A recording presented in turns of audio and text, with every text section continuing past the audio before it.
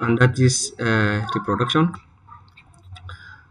It is a very large topic, but we only consider only three things, and that is uh, what is tested, how it's tested, and how it's answered. That's the only three things.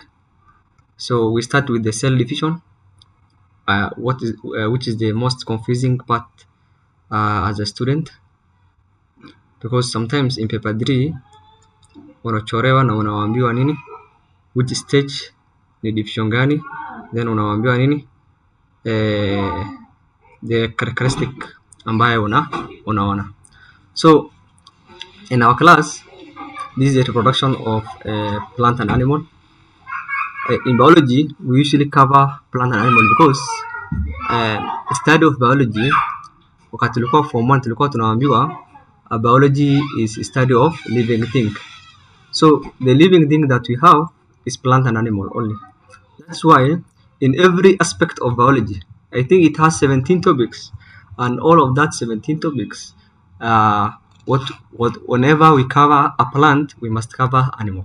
So reproduction is just a process by which organism give rise to offspring of the same kind. For example, if a human being met with another human being, for example, a man and a woman met, they can only bring another kind of human being. Hakuna siku utawaona that mwanaume anakutana na mwanamke na watazaa nini, watazaa punda. Hakuna siku utaona. So meaning that they must, those organism ambayo watamet, then they give rise offspring of the same kind. Kama organism hawako the same kind, or that if they are not the same species, they will not give a viable offspring. So that's how reproduction is. Importance ni gani? Importance is procreation. Procreation is just it increases the number of organism. For example, saizi wewe umetoka aje, babako na mamako ndo wameoana. After wameoana, they give birth almost mko sibling watu 4 ama watu 5. So the numbers increase. Also is a quality improvement. So quality improvement ni it's where tutafika kwa genetics kusoma inshallah, because tutasoma genetics where variety or certain environment condition, the offspring it adapts the environment. It adapts the environment ambayo yamezaliwa naye. Also it bring about formation of seeds, spores. Also it involve in development of resistance. So hii quality improvement ikirudia pia, there's something that's known as hybrid vigor. Hybrid vigor is where offspring is better than the parent. For example, hybrid vigor huwa mimi na wakati nafunza watoto huwa nawaambia hata in simple cases. There's some cases where a teacher and a student. For example, unaweza pata someone is better than his teacher of biology, or someone is better than his chemistry teacher. So that is hybrid vigor. Yani the offspring ana outsmart the parent. So stack ni emphasize sana hii kitu. So type of reproduction, there are two type, sexual and sexual. Sexual is where an existing individuals develop into new existing individuals. For example, there's something that's known as budding in yeast. Budding ni already there is a yeast in exist. So this yeast in a divide in a part in a kwasa nini into small organism. That's why inaitwa asexual. Advantages ni gani? Characteristic of the parent are maintained.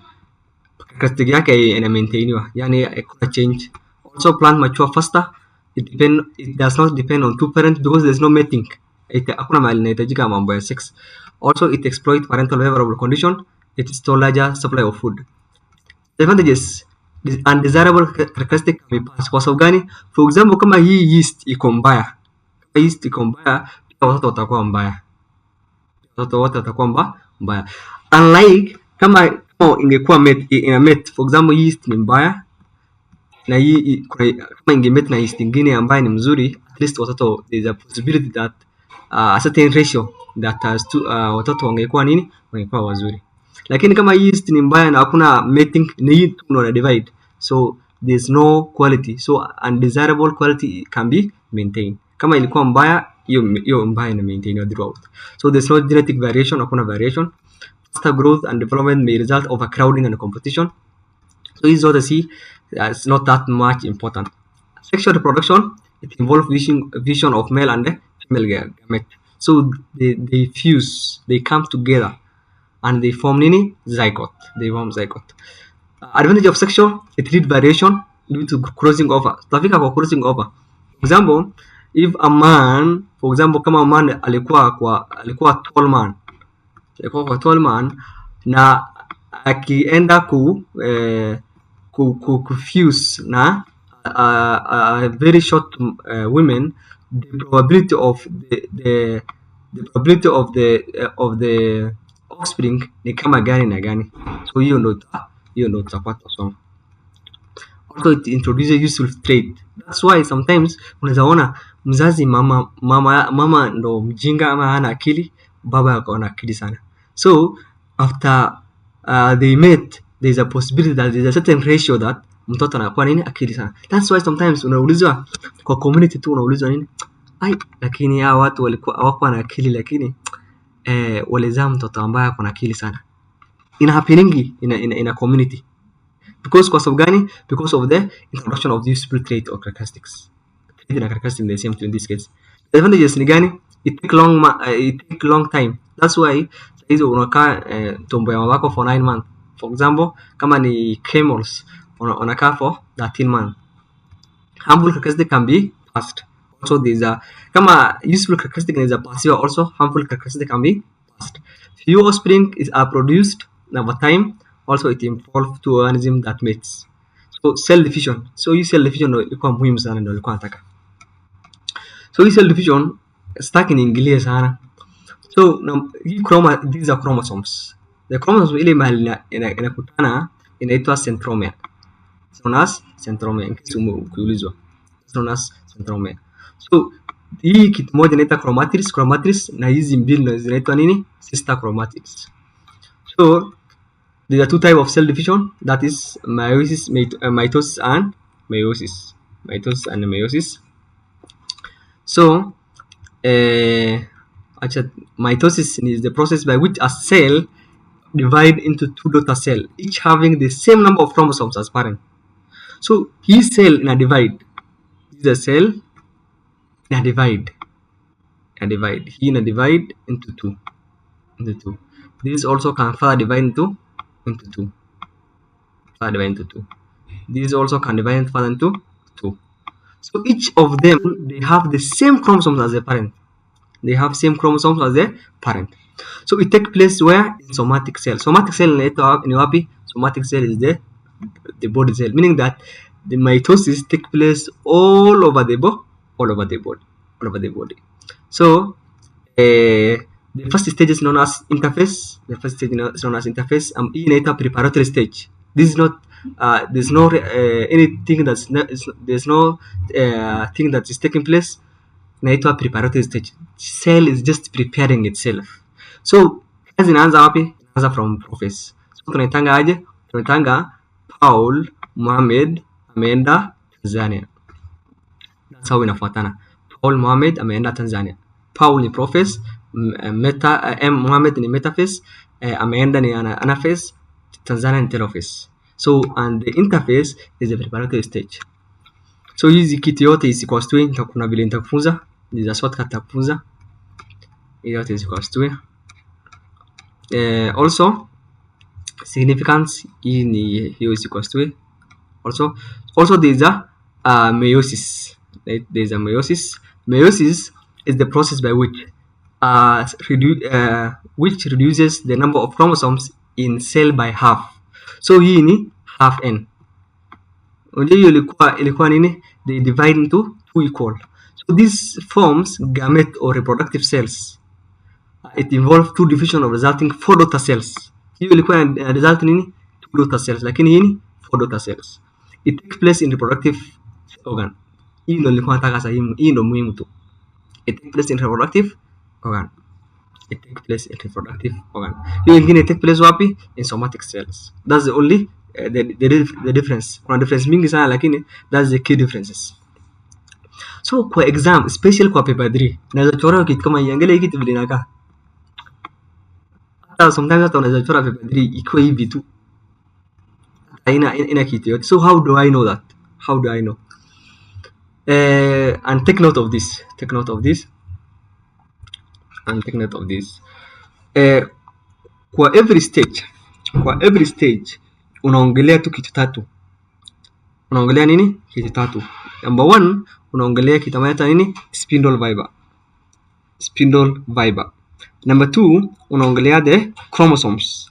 And number 3, unaongelea the nuclear membrane. And that's all. Nimekuambia nini? Number 1 is the spindle fiber. Number 2 is the chromosomes. Number 3 is nuclear membrane. Unaongelea hiyo tatu. Na utaongelea kiaje sasa? So turudie kwa ile process ya kwanza. Tuanze kwa interface. Interface, there's nothing that is taking place. Inakaanga hivi tu. Yani haina kitu yote. Meaning that kila kitu tunatengeneza saizi. Unasema aje? There's a building up of energy. There's a synthesis of new organelles. So there's a duplicate of to produce two sister chromatids. So these are preparatory cells, meaning that everything is start reproducing. Sasa inaanza nini? Cell inaanza kuproduce. Be kutengeneza organelles, the like of the Golgi apparatus and the centrioles or ribosomes. These are energy that is building up, or these are chromosomes. So that's the only 3 things tutaangalia ambayo inaform hiyo. So that's the inaitwa nini? Interface. That's the interface. So utaangalia aje? Bwana nimekwambia hizi tatu unaangalia because hizi tatu ni kitu kinachoonekana kabisa. This is the nucleolus. This is the chromatins. And this is the nuclear membrane. Nuclear membrane iko juu. This is the nuclear membrane. Ni kitu kinachoonekana kabisa. What's happening? Look at this. Tukuje hapa. Wacha tukuje what's happening in the chromosome. Tuko kwa process. What's happening in the chromosome? Angalia. Hii kitu ya juu, these are the nuclear membrane. Also these are chromosomes. So what happened? The chromosomes, they become shorter and thick. Also the nuclear membrane and nucleolus. Si nimekwambia hii ndio inaitwa nuclear membrane. Yani iko dote saizi haijaformiwa. Yani sasa ino inaformiwa. Tunasema nini? The nuclear membrane and nucleolus start forming. So in a form process. Also spindle fiber in a start forming. Spindle fiber hiyo tuone they just start forming. Again, sometimes they have to show it. As kidogo tu inafaa iko hivi tu kidogo tu isifikie mbali. So this kind of spindle fiber. Lakini tukienda sana utaona tu iko mrefu. So that's the process. Yani hiki tu kama that's why nilikuwa nakwambia naongelea hiyo 3 part kwa sababu this is a process. Nimekuambia ni Paul Mohamed ameenda Tanzania. So kwa akili yako hata kabla hujasoma swali you have to, unafaa ukue hiyo steps, unafaa ukue na hiyo steps kwa kichwa yako. Ya pili angalia metaphase, what's happening? This is a spindle fiber. Hii ndo easy line unaita spindle fiber. So tunasema aje sasa? What happened to the spindle fiber? They start the spindle fiber become long. Simekuwa long. Ni kitu tu unaona tu. That's why nime choose hiyo tatu. Spindle fiber becomes long. Number 2 is chromosomes arrange themselves at the equator. Angalia vile wamejiarrange. Arrange themselves at the equator. Also, nuclear membrane and nucleolus break down and disappear. Hakuna si nuclear membrane ilikuanga hivi. So saizi tuone hiyo nuclear membrane. They disappear. So that's the only 3 thing. Tukuje kwa anaphase. Anaphase, what's happening? Angalia, what happened to the spindle fiber? The spindle fiber imeanza ku start ku disappear. So mbele ilikuwa very long. Saizi angalia hii kuna space hapa. So they start disappearing. Also, chromatids separates and move opposite. So these are chromosomes. So angalia vile imekuwa opposite. So they separate and move and they move opposite. Another thing is that's for anaphase. Also kwa cell, sasa kwa cell membrane or the nuclear membrane in animal, there's a constriction that's formed. While the implant there's a plate-like. So hapa sasa ndo tuna differentiate kama ni plant ama ni animal. Tuna differentiate kutoka anaphase kiaje. In animal ina form constriction akaanga hivi, just a sharp shape kwa hivi, na hata wanaweza kuuliza kama ni animal ama ni plant inakaanga hivi, constriction inaformiwa. Lakini kwa plant ina form plate-like kama plate-like ina form plate-like. Hii ingine tuna join hivi na form plate-like, yani the difference ni hapa tu, hii ni constriction na hii nyingine ni plate-like, and that's all. Tukuje kwa telophase. Telophase ni nuclear membrane imefanya aje? Nuclear membrane it start formed. This is the telophase. This is the telophase. Angalia, nuclear membrane ime start formed. So the spinal fiber disappear.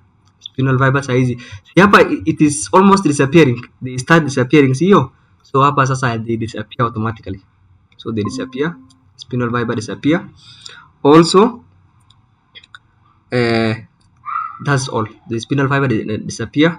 Also there is a new nuclear membrane that's formed. So new nuclear membrane are formed. Very new nuclear membrane, because nuclear membrane imeform ilikuwa mbeleni. So after that the process inarudi wapi? The process then inarudi kwa the first stage as interface.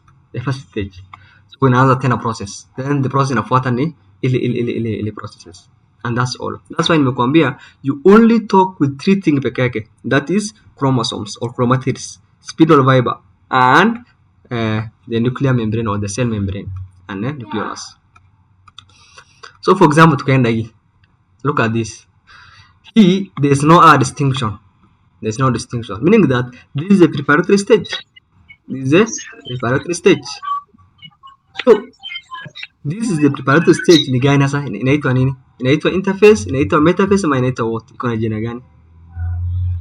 That's the first question kuletewa. Then angalia this. The spinal fiber may start to disappear. Kama spinal fiber may start to disappear, what's happening? Haye, look at this. What can you observe from here? You just deal with the observation. Significance of mitosis. Who is this? Sasa usikize hiyo wimbo yako ukiwa umemute yourself, si ati tukao kwa class. So significance ni kitu just unaweza somea tu, lakini just take 3 to just chukua tu usome tu 3 points, because hawatakuuliza more than 3. Principle of meiosis.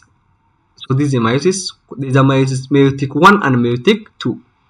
So wacha nikupatie siri nyingine pia. Meiotic 2 and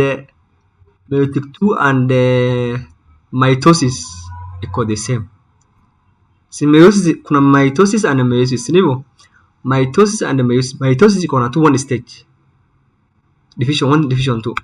Meiosis iko na division 2. That is meiosis 1 or meiotic 1 and meiosis 2. So meiotic 1 ni tofauti, lakini meiotic 2 ni the same as mitosis. So they have the same stages, that is interphase, prophase, metaphase, and anaphase 1, telophase 1. So interphase 1 is just preparation, Prophet ni Paul Mohamed ameenda Tanzania. That's all. Paul Mohamed ameenda Tanzania.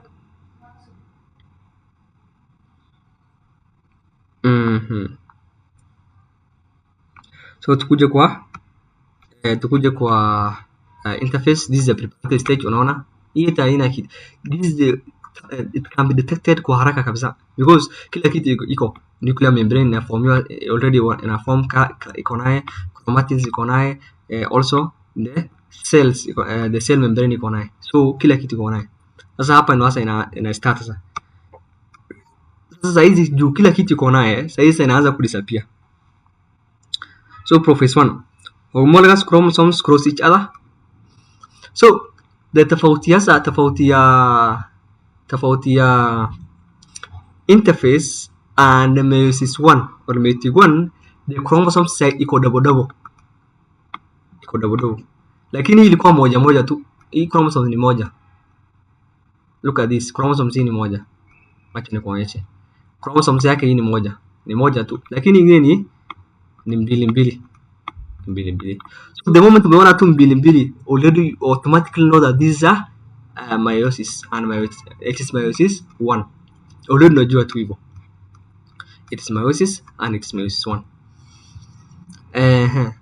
So this is the interface. Prophase, tuende kwa prophase. Prophase, the nucleus or nucleolus ina start to disappear. Acha tuongelee tu ile tatu. That's the homologous chromosomes cross each other. This is it. So ona, they cross each other. So ona zimekutana. So homologous chromosomes cross each other. This is the correct. This is not the correct one. This is the correct one. They cross each other. Also, homologous chromosomes lie side by side. Zinalala side by side. Also, the chromosomes appear to form short and thick. So it goes short and thick. So tukuje kwa metaphase. Ona chromosomes ni mbili, ni pair. So just the characteristics to the same, lakini the difference ni the chromosomes tu. Unasema ni chromosomes unasema nini? The chromosomes ime start aligning themselves at the equator. Spinal fiber becomes long. So on spinal fiber imekuwa long. Also nuclear membrane and nucleus disappear. Hakuna nuclear membrane and nucleus. That's why nimekuambia you only talk that three thing and the difference ni moja tu. The difference ni mitosis chromosomes ni one ni moja tu hivi. Hizi hata kama ingekuwa mitosis, hii side hatungekuwa naye. Hii hatungekuwa naye. Na pia hii hatungekuwa naye. Pia tungekuwa na moja. So all of them you talk with that three thing. That is the chromosomes, the spinal fiber, and also the nucleus and the nuclear membrane. And that's all about the mitosis and the meiosis. So nikuambia also there's a differences. Very common question. Difference between mitosis and meiosis. Naenda kujisomea. Two daughter cells are formed. 4 daughter cells are formed. And there's a diploid and haploid. Each tutafika because iko na calculation. Hiyo calculation nitakufunza. Also, daughter cells are identical. They are not identical. So just because sometimes hata unaweza kuuliza in practical in paper 2. In paper 2 ikiwa 20 marks. Ama 10 marks, 10 marks. Tukuje kwa asexual reproduction. Kabla sijaenda asexual, is there any question about this? Mitosis and meiosis. Najua ninasumbana sana student, lakini huwa wakati nafunza hivyo naonanga wanafunzi wanaelewa sana. Is there any question? Question please. Sawa, watu wako sawa. Naenda haraka kwa sababu najua hii topic ni kubwa sana. So in case uelewi, just start kabla sijakuuliza, you unmute yourself and unaongea. So type of asexual reproduction pia ni kitu tu tumesoma kwa topic 1 classification 2. That is binary fission, spore formation or sporulation, and budding in yeast. Binary fission in amoeba or plasmodia and bacteria inakuwa binary fission. It's just the first step in binary division is molecular division, where there is a internal recognition of the molecule necessary for the structure construction. The molecule are aggregated and neutralized in the formation of new cells. The nucleus undergoes mitotic division to give rise to two nucleus with the same number of chromosomes. The cytoplasm then starts dividing into two cells, which separates from each other. So spore formation. This is how it's formed. This is how it's formed. This is also the amoeba. This amoeba inaanza kumutate, then inaenda kwa constriction mpaka inakatika into two daughter cells, and that's how binary fission is formed. Also the spore formation ni ile tu ya rhizobus, where rhizobus or mold ama ukiweka bread mahali ina form black substance. That black substance inaformiwa aje? Na this is a spores or a sporangiosperms, and this is a stolon. Also this is a spores. So these are also common question, lakini ni classification 2. Budding yeast pia inaformiwa hivi, budding yeast. So I don't want to. So this is the part that I want to concentrate. Structure and function of the flower. Function of the flower ni kuna stigma, hii ndio inaitwa stigma, the style, the anther, the filament, ovary, corolla, sepals. This is the part of the flower. Part of the flower. So nikienda kwa summary yangu, that is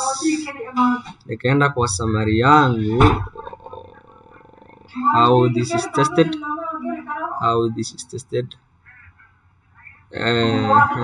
Sexual reproduction hiyo. This is a flower structure and diagrams. So ile kitu iko muhimu sana ni these are something that's known as calyx or sepals. Corolla inaitwa petals.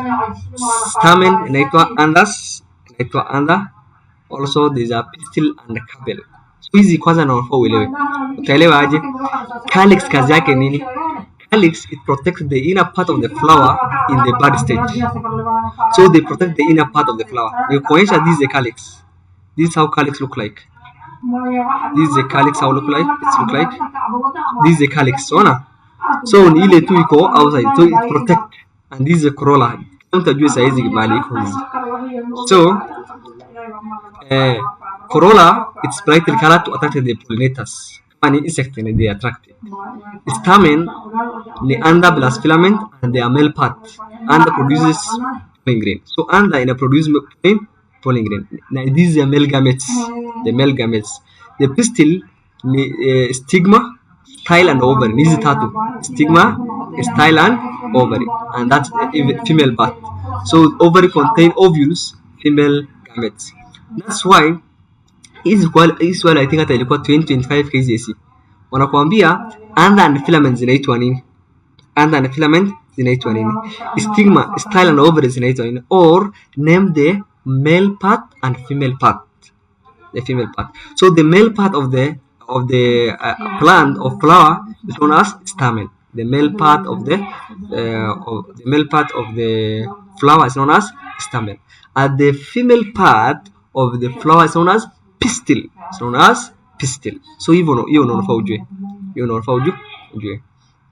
So another thing ambayo iko muhimu sana hapa ni these functions nimekwambia. And I think that's very important is the type of flowers. The type of flowers, there are almost 10. Number 1, they are known as gametophyllous, polypetalous, complete flower, unisexual flower, epigenous, hypogenous, perigenous, monocarpous, solitary, inflorescence, polycarpous, gynoecium, apocarpous gynoecium, cyrocarpous gynoecium, antinomorphic or regular flower, zygomorphic, that's known as zygomorphic. So hizi hasa ile kitu iko muhimu sana ni nini? What is more important about this kwa mtani? Ile kitu iko muhimu sana nini? Number 1, ile kitu iko muhimu sana ni the diagrams. So, hii ni flower gani ni epigynous or the inferior ovary, iko na inferior ovary, gani ni hypogynous, ndio iko muhimu. Na utajua aje sasa kama hii diagram ni epigynous ama ni hypogynous ni gani? Utajua aje? Utajua by definition. Utajua by definition. Look at this. Metapolas, the corolla or petals are fused. So petals imekuwa fused kabisa. So all petals are fused. Acha nikuonyeshe. Metapolas, that's all petals are fused. All petals are fused. So meaning that acha nikuchoree juu sioni. Corolla, so the corolla or petals are fused. So haina corolla zote zimekuwa fused inamaanisha nini? Yani zimeingiana. The petals, the corolla or petals are separate, ziko separate. Complete flower ni flower with all floral part, inamaanisha ni flower ambayo iko na kila part ya flower. Unisexual, these are flower with either male or female part. Hii ni unisexual, yani ni incomplete flower, iko na either male or female. And that's unisexual, iko divided into 4. Number 1 is staminate. Staminate inamaanisha nini? It has only stamen or adroecium, meaning that it has only the male part. Number 2 ni pistillate, meaning that it has the only pistils. Number 3 is known as dioecious. Dioecious ni a plant with unisexual flower separately but different individual plant, e.g. pawpaw plant. So ni plant ambaye for example plant pawpaw male iko hapa na female iko hapa. So hii male iko na flower na hii pia iko na flower. So that's known as dioecious plant. Ni unisexual. Tuseme hii ya male, sasa hii ya male ina contain staminate na hii ya female ina contain ni distillate. Monoecious ni kama maize sasa. Ni the same plant na hiyo same plant lakini kuna two type of flowers. Kuna flower male and flower female. Lakini iko wapi? Iko under one plant only. Number 5 is the epigynous. Epigynous sasa hizi hapa ndo tunafikia. Na hizi is practical. These are practicals. So epigynous inakaanga hivi sasa. So inakaanga aje? The ovary is located below the floral part. So floral part is the floral part of the animal of the plant. This is the floral part. So the ovary angalia iko chini kabisa, iko chini. So inaitwa nini? Epigynous. Hypogynous inamaanisha ovary iko above. Look at this. Ovary iko above. So ovary iko above. Mbeleni hii ilikuwa ndani. Epigynous ilikuwa ndani. Lakini hypogynous iko wapi? Iko hapo juu. That's the hypogynous. Also another thing is monocarpous. Monocarpous, the pistil has one carpel. It has only one carpel. Inflorescence consists of the flowers that grow in clusters. So inflorescence ni ile tu ina contain cluster. Acha nikuonyeshe. This is perigynous, nimekuambia this is perigynous, flower iko juu, the ovary iko juu, I mean. This is monocarpous. Ona it has only one carpel, nakaanga hivi. This is a flower, nakaanga hivi. Also apocarpous inakaanga hivi. Then cyanocarpous inakaanga hivi. This is solitary. I think flower kama hii I'm sure mmeona. This is known as solitary flower. Inflorescence sasa ni ile ina contain cluster. Cluster sasa inatoka inakuanga hivi. So pollination ile kitu muhimu sana ni mbili tu. Number 1 ni difference between self pollination and cross pollination. Self pollination ni the transfer of pollen grain from the anther to the stigma of the same flower from the same anther of the flower. Na hii ingine ni different, lakini this is different. Number 2 is that's the self pollination. And cross pollination differences. Advantage and disadvantage utasomea lakini haikuwa common. Another thing ambayo iko very important and it is very common ni insect pollinated flowers. The difference between insect pollinated flowers. Look at this. Features: wind pollinated flowers and insect pollinated flowers. Petals hii inakuanga small, dull and inconspicuous. Wind pollinated hii ni ya wind, so iko dull, hakuna haja zikuwe bright. There's no attraction. Lakini ingine niko colored. So sasa the gani sasa nini ndo the question. So nini ndo the trick ni wapi hapa? The trick hapa ni moja tu. The trick hapa ni moja tu. And the trick is only one. Just to cram one. Ama ujue tu man. Understand only one. Either understand wind pollinated or insect pollinated. Just understand either wind or insect pollinated. The moment you understand one of it, hiyo ingine ni opposite yake. For example, angalia hii ni small dull, ingine ni large bright. Scent, hii ingine haina scent. Scent ni harufu ambayo ni harufu mzuri. So haina hii harufu mzuri, haina. Hii ingine iko nayo. Pollen grain ni small, hii ingine iko lakini iko na large quantities.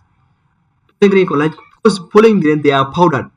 Na wind sasa nataka sasa hii flower wakati wind inapita ichukue a lot of pollen grain na iende kwa ingine.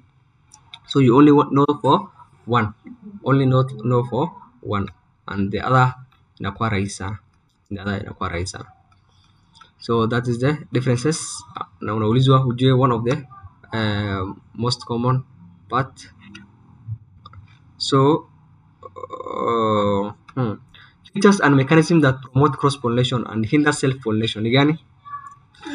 There's a features in plant iko naye, so they hinder self-pollination. Plant, yes, there's a possibility that this plant inaweza chukua nini self-pollination, lakini kuna some mechanism inamkataza hii plant isichukue self-pollination iende nini cross-pollination. Ni kama gani? Monoecium. Ni gani? Monoecium ni gani? It's where plant have the male and female flower at the different part. It have the male and the female part, female flower at different part. For example kama maize. So angalia, so ni maize badala ikuwe na one flower, ikuwe na both male and female. Yani ni plant moja na hii plant moja iko na two kind of flower. Flower moja ni male, flower nyingine ni female. So these ndo hasa zina cross pollinate hizi mbili. Number 2 is protandry. Protandry is a situation where male part mature earlier than the other. Imagine this is a plant. Na hii plant hii flower iko na all part of the floral part, between pistils and between the male part. So lakini what happened is the male part ina mature earlier than the under. Unajua under ndio ilikuwa the female part. So under release pollen grain before the stigma.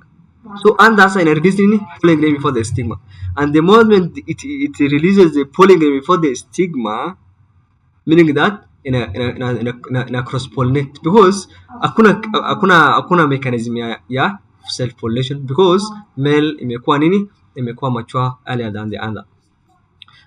Protogeny, this is a situation where the stigma mature earlier. And this is common question in biology, especially paper 1. Unawambia differentiate between protandry and protogeny. Protandry is where situation male part mature earlier than. Na hii is a situation where stigma mature, so they are opposite. Also there's a self-sterility or incompatible. Self-sterility this is where pollen grain from the under fail to germinate on the stigma of the same plant. For example, maize. This ensures that self-pollination does not occur. So just to pollen grain, hata kama zikigerminate the same, the pollen grain from the under fail to germinate on the stigma. So hizi fanya the stigma germinate. So they promote. So this question unaulizwa aje in exam? Unaulizwa in two ways. Where kwanza ni mechanism that promote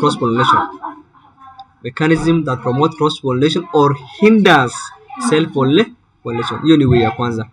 Way ya pili ni uambie differentiate. Uambie nini? Differentiate. Unawaambia two things na unawaambia nini? Differentiate. So these are common part. Another thing is the dioecium. Dioecium is plant have male and female flower on different plant kama pawpaw. So tulisema dioecium. Another thing is heterostility. This is where the stigma is above the under. So stigma iko longer than the under.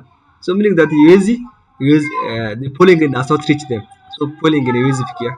Unajua stigma ifai kuwa more than longer than the under. So hii itakuwa longer than the under. So meaning that the under the pollen grain does not reach. The pollen grain does not reach. Ways in which plant promote self-pollination. Ways in which plant promote self-pollination. Number one, self-pollination promote aje. Number one, they have both female and male part on the same flower. They have both male and female parts on the same flower. Ya pili ni anthers and the stigma mature at the same time. Number three is flower remain closed and open after fertilization. Flowers remain closed and open at the same time. Open after fertilization. So flower remain closed and open after fertilization. So that is way. So is quite common. This well sometimes there is a texture, like it's not that common. It's not that common. Like it might be tested. Like kama kuna kitu moja inakuwa very common, and it is this. This question inakuwa nini? Inakuwa very common. So fertilization in plant. How this fertilization inakuwa ni gani aje? Fertilization ni just the fusion of male nucleus and female nucleus to form zygote. Zygote. In male gamete, it contains pollen grain produced by the under. Male contain pollen grain produced by the under, while female contain egg and is found in the ovules and within the embryo site. So the synagids provide nourishment to the egg. So in case ukiulizwa name the substance that provide nourishment to the found nourishment to the egg cells is known as synagids. So hii kitu hasa sometimes kuna kitu moja walimu hawafunzi, lakini most of the teachers hawafunzi, lakini nakuja and this is it. Hii sometimes unaweza ona some of the schools hawafunzi, lakini nakuja sana. The upper part is known as antipodal cells. The mature of embryo inakwanga hivi. Na wanakuuliza the parts ujue. Wanakuuliza tu parts peke yake. The outer hii ya juu inaitwa nini? Antipodal cells. Hii ya chini inaitwa nini? Polar nuclear. And hii ni egg cells and synagids. So hii synagids inaanza ina provide nini? Ina provide nourishment to the cell. My laptop.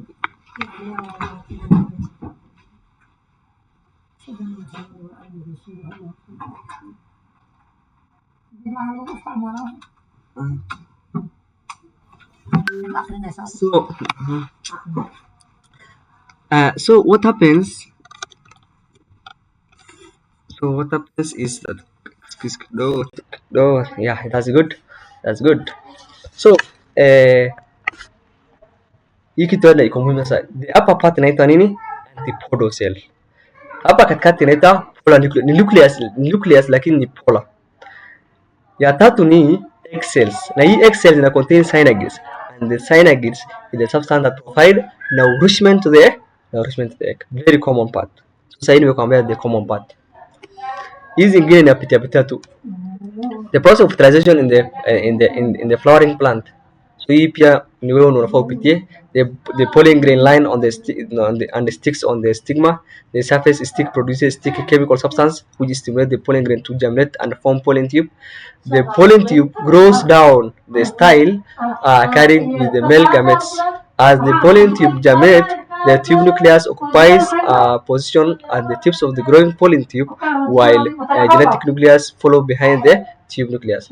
As the pollen tube continues and grows down, the generative nucleus divides mitotically into male gametes nucleus. So hii kitu processing, wacha nikusummarize tu ile tu kabla nikuwa sisomi hii, wacha nikusummarize, lakini wewe ndio utasoma, because the process of fertilization inakuja ikiwa in essay form, sometimes 5 marks, sometimes 10 marks, depending on the which the question of the exam.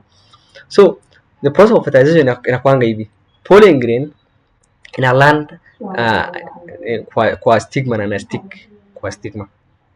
Ikistick kwa stigma, the surface of the stigma sasa iko na sticky. That's why now the pollen grain ina stick. So the pollen tube sasa, kuna pollen tube sasa, they grow down to the style carrying the male gamete. So already unajua this is the pollen tube already imekuwa kwa stigma, si ndivyo? So kuna pollen tube hapa sasa ina carry sasa this male gamete down to the down to the down to the uh, down to the style carrying with the male gametes. So and that's how the pollen tube germinates. Nikuonyesha ikiwa kwa diagram ni sasa. So this is a pollen grain, a stick on the stigma. So this the style ina carry sasa nini? Ina carry the male part. So mpaka inaleta kwa ovary. Na unajua ikileta kwa ovary what happened? So ile swali nilikuwa nakwambia ni angalia ile kitu ya juu ni egg cells, ingine ni synages, and the function of the synages ni gani? It nourishes the egg. So this is a polar nuclear and this is a antipodal cells. So what sometimes unaweza kuuliza iko hapa. So very common part, very common question, very common question, very common question. Fruit and seed formation, development of seed, how the seed inaformiwa kiaje? Seed inaformiwa yaje? So the diploid zygote undergoes mitosis to form an embryo. The embryo has three parts. Iko na plumule ni young shoot, radical ni young root, and one or two cotyledons. Ni hizo tu. Plumule ni young shoot, yani ni ikitoka sasa hiyo leaves inaitwa shoot, inaitwa plumule. Radical ni young root and one or two cotyledons. Inamaanisha nini? One for maize and two cotyledons for beans, kama ni beans. So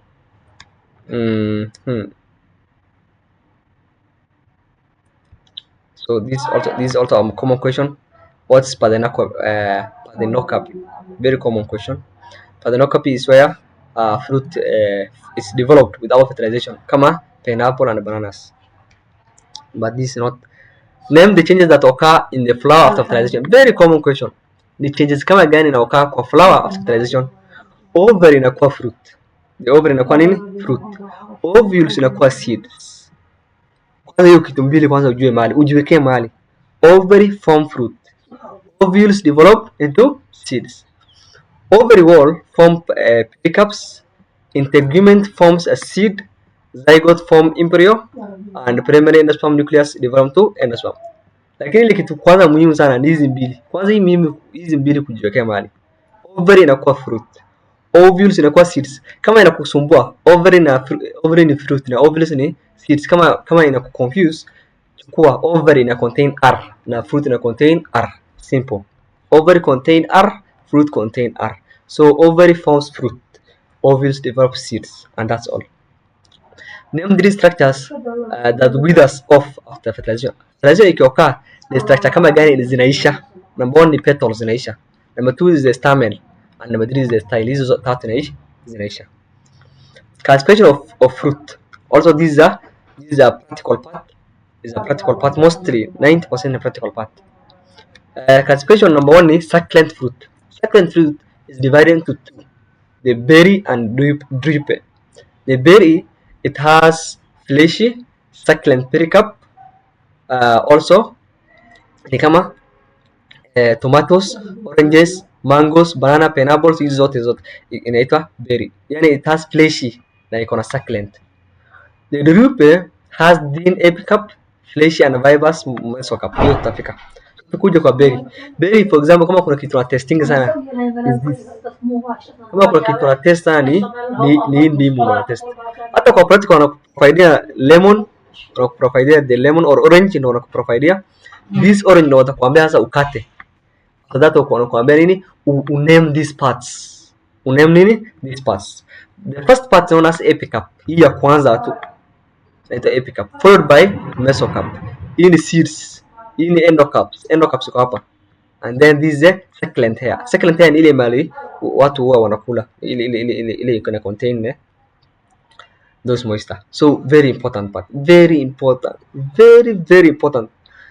Hizi kitu napitia lakini ile mbele nakwambia very important, make sure that umesoma excess, because that is what will be tested and that's what you expect in your exam. So hii kitu na test sana. Number 2 is the drip. Drip pia ni kama avocado. Kuna epicup, mesocup, endocup and seed. Hii hata ina mambo mingi pia lakini atestiwa kama avocado. Dry fruit sasa. Dry fruit ni kama gani? Dry fruit it's divided into two, dehiscent and indehiscent. Dehiscent inamaanisha nini? Dehiscent, they are the dry fruit that is split open and release seeds and mature. So ile tu zile za katwa katikati. For example, kama ya pods ya legumes, kama pods ya maharagwe. So umeona pods ya maharagwe, maharagwe ikitoka hivi inaweza katwa hivi katikati. Hii katikati ikatwe. Acha nikuonyesha hata kwa diagram. Hii. These are seeds. So katikati inakuanga hivi. So this is the legume pods. So this is a dehiscent. It has line of weakness. Line of weakness ni ile mali inaweza katwa into two equal part. Also kuna capsule. It has a dry pericarp capsule also. Also they have zygoscope. Also these are dehiscent. Indehiscent ni kama Caryopsis, ni kama Caryopsis, kama nuts, kama Cypsela. Placentation. So that's the two type of the seeds. Placentation sasa kuna number 1 ni marginal. Hizi zote ni practical, most of them.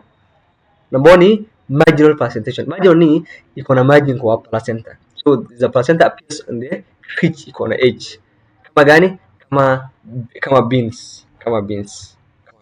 So ni marginal placentation. Number 2 ni partial placentation. Partial placentation ni the placenta is formed in the base of the seed, kama sunflower. So placenta inaformiwa kama base. This is the placenta inaformiwa kama base. Tatu is parietal placentation. Parietal ni they are attached. Kama pau. I think kila mtu ameona paipai. Kwanza paipai ikikatwa unaona tu hiyo ni parietal, yani inakaanga east side. Parietal placentation. Now that thing is the axial placentation. That's why nimekwambia hii orange inakuanga very, yani inakuwa very examinable. Unakwambia kwanza unakuuliza type of fruit, then unakuuliza nini? Type of placentation. And the type of placentation is axial placentation. So hii ni ile tumepitia epicup, mesocup ni ile tumepitia huko juu. Also there is a free placentation. In this, seed or ovules are almost free from the fruit. E.g. tomatoes, I think tomatoes mnajua, that is free placentation. Fruit and seed dispersal. So this dispersal, hizi fruit ya disperse kiaje? Yani aje hii fruit seeds inatoka mahali moja iende mahali nyingine. Inaenda kwa njia 4. Namba 1 ni wind inaweza chukua ipeleke mahali na hiyo ifike huko. Namba 2 ni water. For example, water inaweza beba seed ya miti moja ipeleke kwingine na hiyo miti grow huko. Number 3 ni animals ikule, then after that their waste ndio inafuata hiyo seed. After that hiyo seed inakuwa hivyo. And number D is self mechanism, inaitwa self explosive. Hiyo inne tu, and that's all about. So wind dispersal, ile kitu unafaa usomee ni adaptation, very common, just somea tu, lakini hivyo ndio unafaa ujue tu, the wind, the animal dispersal, water dispersal and self mechanism. Self mechanism is when fruit or legumes have lines of weakness which split open and dry, scattering, drawing away the seeds, so they draw away the seeds. So social reproduction ni animal, hii ndio hasa nataka pia ni muhimu sana. Number 1, this is external and internal fertilization. External ni kama frogs, Internal hasa ndo hasa muhimu sana. Internal ndo muhimu. So explain why female frog lay many eggs. Female frog bona ina lay many eggs. So kitu ni external. Kama ni external, yani hii kitu ina happening hivi, external fertilization ina happen hivi. Yani female inaenda mahali, inaenda kwa kona mahali, na ikifika mahali ina lay many eggs. Hasa mwanaume anakuja anaweka sperms juu yao. Sasa nimekuambia nini? Female lay eggs, then male anakuja, then anaweka nini? A lot of sperms there, anaweka a lot of sperms. So bona hiyo external fertilization, hiyo frog bona anazaa many eggs. Kwa sababu gani? Because is to increase the chances of survival, because hiyo kitu inaweza kuliwa. So because many eggs may die, zingine zinaweza kufa, zingine zinaweza kuliwa, or zingine zinaweza dry. Some eggs may not may rot, zingine zinaweza oza. So to increase the chance of survival inaweza mingi sana, inaweza mingi sana. So give reason why egg are jelly like substance. Bora iko na jelly like substance. Number one is for protection. Number two is prevent the predation from feeding. Also separate the eggs from each other, allowing good aeration. Good aeration, hewa ingie vizuri. Also attaches the egg to water plant and makes them buoyant. Buoyant ni ile tu ikue is sink sana. So difference between external and internal fertilization, hiyo pia utajisomea. Hii ndio hasa iko pia muhimu sana. Production in mammals. Production in mammals. So this is the fallopian tube, uterine wall, uterus, suffix, vagina, ovary, and vulva. So this thing happens is where the male anakuja, they mate. As they mate, the vulva or the vagina receive the penis. It receives the penis. So the moment it receives the penis sasa it produces sperms. So sperms inaenda wapi? Sperms inaenda kwa oviduct, then inakuja na eggs hapa katikati, and the moment zinakutana na eggs zina fight, sasa zinaanza kupigana, and the moment kupigana because male produce millions of sperms, so only one itaingia, and that is you. Sasa hiyo moja imeingia, sasa ni wewe, sasa ndio sisi. So also there's a short note nimetoa hii human system exact, yes. So for female, ovary kazi yake nini? It produces ova, fallopian tube site for fertilization, uterus site for implementation and embryonic development, suffix string of muscles separating uterus and vagina receive penis during the copulation just during sex or during mating. So that's how the female can look like. Tuende kwa male. Male anakaaje? Tuende kwa male ni hivi. So male anakaa hivi. So ile kitu muhimu sana ni epidermis inakaa wapi? Lazima ujue epidermis ina wapi. Testis, the penis, the prostate gland, the seminal vessel gland, the seminal vessel, and also the urinary bladder. There is also another gland. Yeah, very good. Corpus gland. This corpus gland, the prostate gland, the first difference inatestiwa sana. Tafadhali know their function. They are highly tested. Know their function. And I think that is highly tested kwa hapa the function of the epididymis. So it's also a very common part that is highly tested. So this is ovum. Ovum inakuanga hivi. Iko na follicle cell, iko na vitellium wall, iko na nucleus, iko na cytoplasm. This is how ovum looks like. So adaptation of ovum to it is or egg cell. Adaptation yake ni gani? It has a follicle cell. Kazi yake nini? Is to nourish the ovum. Very good. So name the substance that nourishes the ovum or egg ni gani? Because it is follicle cell. Also it has vitelline membrane which thickens after penetration of the first sperm, preventing entry of the other. Yani inakuwa iko ngumu sana hii vitelline membrane, so sperm hizi ingia, na moja ikiingia bado una prevent zingine zisiingie.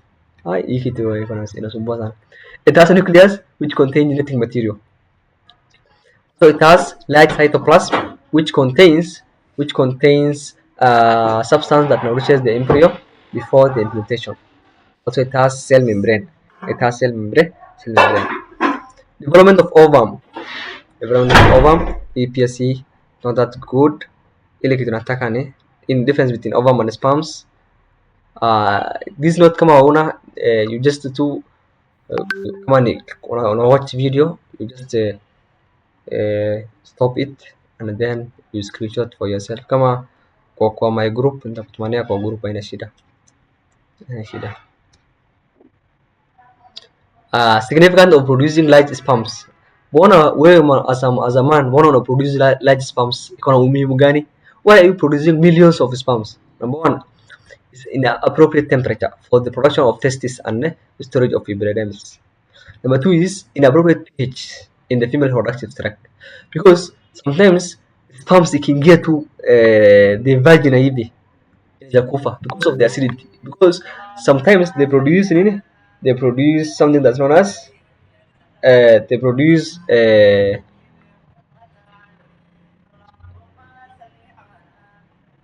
produce a high pH, that's acid, high acid, and then they kill sperms. Also other deplete the energy zikiingia hivi kabla haijafika, because some women they have long oviduct, yani very long oviduct. So hii sperms kabla ifike oviduct ole isachoka na energy yake ishaisha. Also the egg produces a chemical that inactivates sperms. Also these, it produces a chemical that inactivates nini, the sperms. That's why produce. Reason why fertilization must take place in a fallopian tube but not in the uterus. Very common question. Very important part. Very important part. Reason why fertilization must take place in the fallopian tube. Because the ovum can take up to 7 days to travel through the oviduct to uterus. By then, it will be dead because it survives for 8 to 24 hours after release. Hii fertilization mbona inaokaa kwa oviduct na haiwezi take place in the uterus? Kwa sababu gani? Because the ovum ambayo imeproduciwa hivi take 7 days ifike hapa, lakini in real sense ina take hivyo, that's the normal time. Lakini normally this ovum it can only survive 8 to 24 hours. Hiyo 8 to 24 hours kama haijakutana na sperms, inatoka ina form nini? Ina form blood. That's why wanaita nini? Wanaita menses. Changes that take place after fertilization. Zygote it moves along the oviduct to uterus by the help of cilia and a contraction of the oviduct smooth muscles. It undergoes mitotic division. Hii tusomea ina muhimu. Formation of placenta, the chorion, amnion, and allantois, very important. So this is a placenta inakaanga hivi. So this is a umbilical cord, a chronic villi, allantois, chorion, amniotic fluid. The amniotic fluid iko hapa, amnion. So hizi lazima ujue function yao.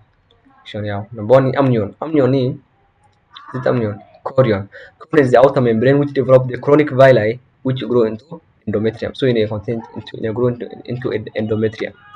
Amnion is surrounded by the amniotic cavity to embryo. So kazi yake ni gani? Function yake ni gani? Is secrete the amniotic fluid. So ina secrete the amniotic fluid.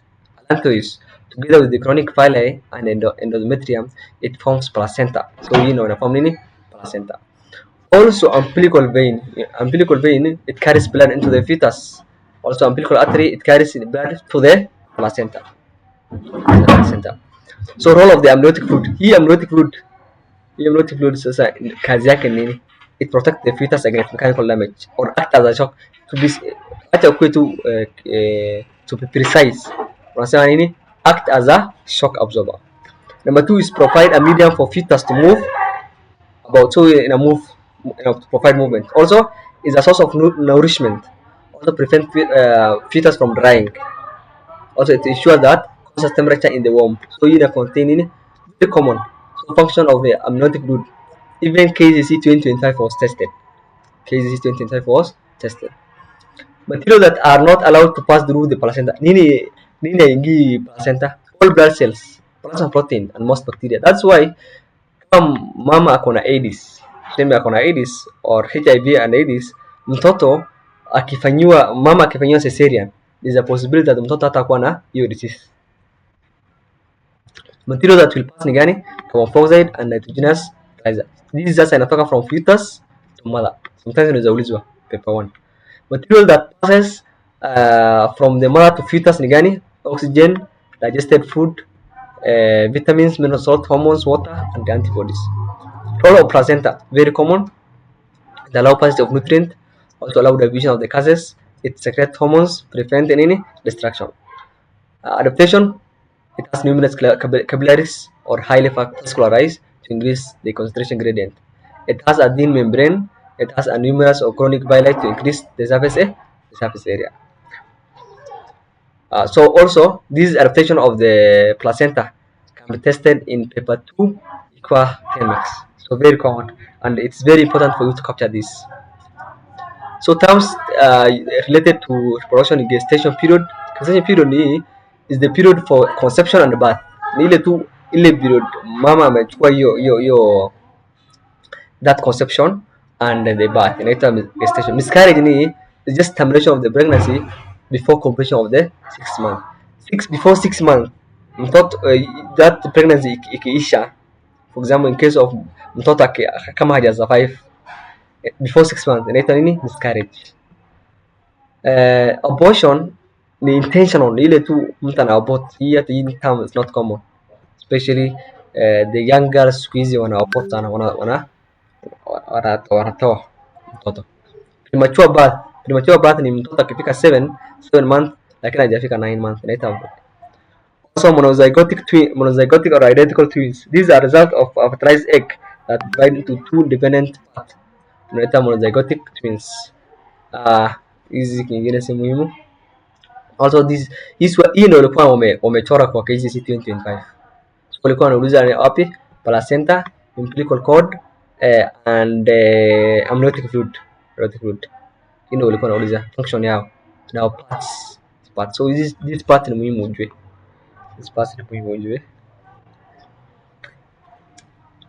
Also sasa hapa ile kitu tunajua sana ni parturition or birth, parental care. Ile kitu muhimu sasa hapa ni role of hormones. Very important these hormones. Yani usiwahi confuse tafadhali. Yani very important these hormones. Hizi hormones ukijua, yani umejua, ni kama umejua reproduction, because they highly test. Follicle stimulating hormone kazi yake nini? It stimulates which stimulates synthesis and maturation of the sperms. So it stimulates synthesis of the sperms. Luteinizing hormone is also known as interstitial cell stimulating hormone. It stimulates the interstitial cell to produce male hormone. So it produces male hormone. This male hormone is known as androgen. And the main androgen is known as testosterone. So the main androgen is known as testosterone. Just know that the main androgen is known as testosterone. And this testosterone kazi yake nini? It stimulates the development of the secondary sexual characteristic. So secondary sexual characteristic ni kama gani? Deepening of voice. Saizi for example mwanaume akikuwa mkubwa akifika 15 years, the voice inabadilika inakuwa kubwa. That's why saizi anakuwa act kama man. Number 2 is the growth of the beard or hair in pubic area. The private area is the hair that will grow, or in beard mtu atakuwa na ndevu. Also enlargement of the testes or penis. Penis inakuwa expand kidogo, inakuwa kubwa. Broadening of the shoulder. Just to sasa hizo zote ni characteristic of the adolescence. Simply acha nikwambie tu characteristic of the adolescence. So sasa hizi tunajua kitu mbili. Number 1 is follicle stimulating hormone. Nimekwambia follicle stimulating hormone, it stimulates synthesis. Stimulates yani it triggers synthesis ni kutengeneza maturation of the sperms. Number 2 is luteinizing hormone. The luteinizing hormone is also known as interstitial cell stimulating hormone. And this sasa stimulate interstitial cell to produce male hormone. This male hormone is known as androgen. And the main androgen is known as testosterone. Testosterone kazi yake nini sasa? It stimulates the development of the secondary sexual characteristic, which include, for example, the function of the testosterone ni hizi sasa, ni ile 2 stages. Another thing is secondary sexual characteristic in females. in female, secondary characteristics begin to show at the age of 10 to 12 years. So they usually start at the 10 to 12 years. 10 to 12 years. So luteinizing hormone hasa kazi yake nini? Luteinizing hormone kwa female, kwa luteinizing hormone kazi yake nini? It stimulates mature of Gravian follicle to release mature ovum. So they release mature ovum in a process known as ovulation. And follicle stimulating hormone, the ovary release a hormone estrogen. Estrogen stimulates the development of the Gravian follicle in the ovary and development in the secondary cells. Secondary characteristic ni gani sasa? Secondary characteristic in female ni ile tu adolescence, kama enlargement of the pelvic girdle, widening of the hips, growing of hair in the pubic and armpit, the ovaries mature and start, also the breast hiyo. So this role of hormones in the menstruation in female gani sasa inasaidia kiaje? So hii nimetoa summary. This is the summary. This is summary. So wanasema hormone, the menstrual cycle, KCC frequently tested area. Stages and hormone control must know the role of the 4 hormones. Lazima ujue the role of the 4 hormones. Number 1 is in the day 1 to 5 inaitwa menstruation. The shedding of the thickening of the uterine lining, endometrium and blood. Low level of all hormones, estrogen and progesterone drops, causing the lining of the breakdown. Ya pili ni follicular. In the 6 to 13 days it happened. Follicles in the ovary matures, releasing nini? Estrogen, hormone ya kwanza. Also ina release nini? Follicle stimulating hormone. This follicle stimulating hormone kazi yake nini? It stimulates the follicle to mature. Also, this estrogen causes the repair and thickening of the lining. For example, a women hajapata mating or ama hakuna hajakutana na mwanaume. So meaning that ovum imeproduciwa haijapata nini? Because ingereact sperms, haijapata hiyo sperms. So what will happen? Inatoka sasa. Na ikitoka sasa inaumiza nini? Inaumiza the walls, the uterine walls inaumiza. And the moment ikiumiza sasa nini ina heal sasa? Nini inasaidia? That's why wanawake wana feel wakati on that period wana feel pain. So nini sasa hiyo inasaidia sasa ina heal? Nini ina heal na repair and thicken the uterine wall? Ni gani? Ni follicle stimulating hormone. Evolution is just mature ovum, na hiyo ni luteinizing hormone. So they just triggers the rupture the Gravian molecule and release the ovum. That's all. So tukienda kwa last part is the sexual transmitted infections, STI. What is the gonorrhea? Nini na cause gonorrhea? Ni bacteria. Also next is syphilis. Nini na cause syphilis? Ni Treponema pallidum. In case ukulizwa. And I think ni HIV and AIDS. Nini na cause ni virus ndio ina cause. Also the next is candidiasis. Nini na cause ni fungus, Candida albicans. Very common. So repeated patterns, and you must know the point is KCC frequently tested areas is hormonal control of menstrual cycle. Very common. Kwanza hiyo jiandike mahali. Hormonal control. That is follicle stimulating hormone, luteinizing hormone, estrogen and progesterone. Hiyo progesterone lazima ujue function yao na muhimu. Also, common mistakes students make is they confuse over that tube with the uterus, stating fertilization occur in the uterus. Fertilization occur in uterus. Fertilization occur in fallopian tube. Also, yeah, that's also. I have to find answer 20. You must have. Number 1 is the ito basi ile kitu nafaa ujue definition gani. Number 1, reproduction nini. Number 2, binary fission nini. Number 3, sexual reproduction.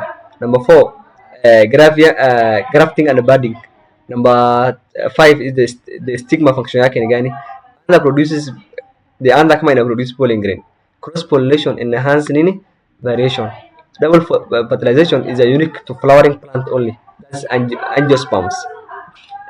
The zygote is diploid. The endosperm nucleus is triploid. Oviduct or fallopian tube is the site for fertilization. Uterus is the site for implantation. Testis produces both sperm and testosterone. Ovary produces estrogen and progesterone. Follicle stimulating hormone, the maturation of the ovarian follicle. Luteinizing hormone inafanya kazi gani? Progesterone kazi gani? Amniotic fluid kazi gani?